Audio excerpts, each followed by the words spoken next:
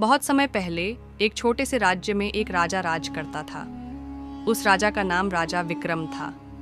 वह बहुत ही न्यायप्रिय और समझदार राजा था। राज्य के लोग उसे बहुत प्यार करते थे क्योंकि वह हमेशा उनके भले के बारे में सोचता था। उसकी एक बड़ी विशेषता यह थी कि वह हमेशा अपने राज्य में शांति और समृद्धि बनाए रखने के लिए नए नए तरीकों को अपनाता था। राजा विक्रम का एक प्यारा सा महल था और उसके पास एक सुंदर बाग भी था। बाग में तरह तरह के पेड़, फूल और खुशबूदार पौधे थे। बाग के बीचों बीच एक बहुत बड़ा तालाब था जिसमें पानी हमेशा साफ और ठंडा रहता था। लोग कहते थे कि यह तालाब विशेष रूप से भगवान के आशीर्वाद से भरा हुआ था। लेकिन एक दिन जब राजा विक्रम अपने महल के बगीचे में टहल रहा था तो उसने सुनी थी एक अजीब आवाज़। यह आवाज़ किसी जानवर की थी। राजा ने सोचा कि शायद कोई जानवर अपने आप ही जंगल से आकर तालाब के पास बैठा होगा। लेकिन जब वह और करीब गया तो देखा कि तालाब के किनारे एक बहुत बड़ा शेर बैठा था। शेर की आंखें बेहद डरावनी थीं और वह बहुत गुस्से में लग रहा था। राजा विक्रम डर के बजाय उसकी ओर बढ़ा और बहुत शांतिपूर्वक उससे पूछा, तुम यहाँ क्यों बैठे हो और तुम इतने गुस्से में क्यों हो? शेर ने राजा की ओर देखा और गहरी आवाज़ में कहा, मैं इस बाग में बहुत समय से निवास कर रहा हूँ, लेकिन अब मुझे यहाँ कुछ और चाहिए। मैं इस बाग का शासक बनना चाहता हूँ और अगर तुम मुझे यह बाग नहीं दे सकते तो मुझे मजबूरी में तुम्हारे राज्य को ही अपने कब्जे में लेना पड़ेगा। राजा विक्रम ने बहुत ही शांति से शेर की बात सुनी और फिर उत्तर दिया, मैं तुम्हारी बात समझता हूँ, लेकिन मेरे राज्य का उद्देश्य शांति और समृद्धि को बनाए रखना है। अगर तुम चाहते हो कि हम दोनों एक साथ इस बाग में शांति से रह सकें तो हमें कुछ समझौते करने होंगे। शेर ने राजा की बातों को ध्यान से सुना और फिर जवाब दिया, अगर तुम मुझे अपनी शर्तें बताए तो मैं सुन सकता हूँ। राजा विक्रम ने सोचा और फिर कहा, मुझे विश्वास है कि तुम एक समझदार शेर हो। अगर तुम मेरे साथ शांति से रहना चाहते हो तो हमें कुछ नियमों का पालन करना होगा। सबसे पहले तुम इस बाग में किसी भी जीव को नहीं डराओगे और न ही उसे परेशान करोगे। दूसरे, तुम यहाँ किसी भी इंसान को नुकसान नहीं पहुँचाओगे।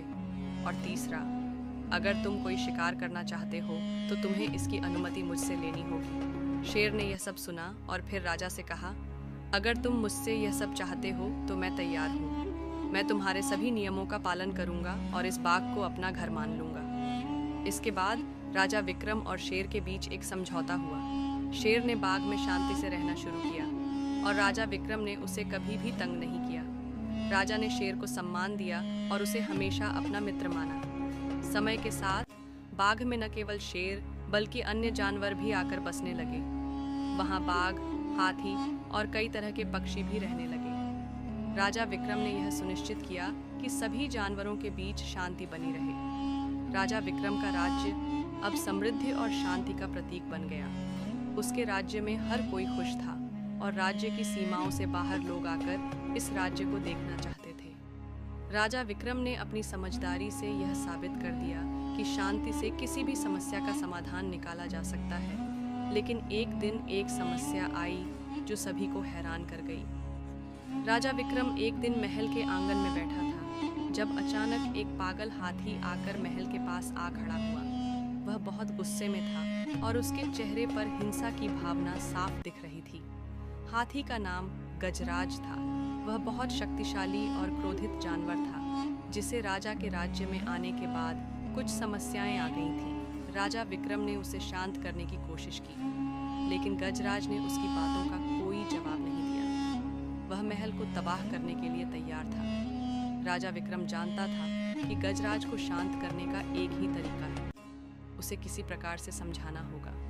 राजा विक्रम ने सोचा और फिर एक योजना बनाई। उसने शेर को बुलाया और उससे कहा, तुम्हें गजराज को शांत करना होगा। तुम्हारी शांति की नीति ही इस राज्य की सबसे बड़ी ताकत है। शेर ने कहा, राजा विक्रम, मैं यह जानता हूँ कि मुझे इस राज्य की रक्षा करनी है। मैं गजराज को शांत करने की कोशिश करूँगा। शेर ने धीरे धीरे गजराज के पास पहुँचकर उससे बात की।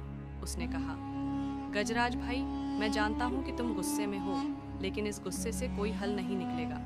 हमें शांति से बात करनी चाहिए। गजराज ने शेर की बातों को सुना और फिर कहा, तुम सही कह रहे हो, लेकिन मुझे बहुत गुस्सा आ रहा है। मुझे लगता है कि कोई मेरे अधिकारों का उल्लंघन कर रहा है। शेर ने कहा, क्या तुम यह नहीं चाहते कि हम सभी इस बाग में शांति से रहें? हम सभी को एक दूसरे की मदद करनी चाहिए, न कि आपस में लड़ा करना चाहिए।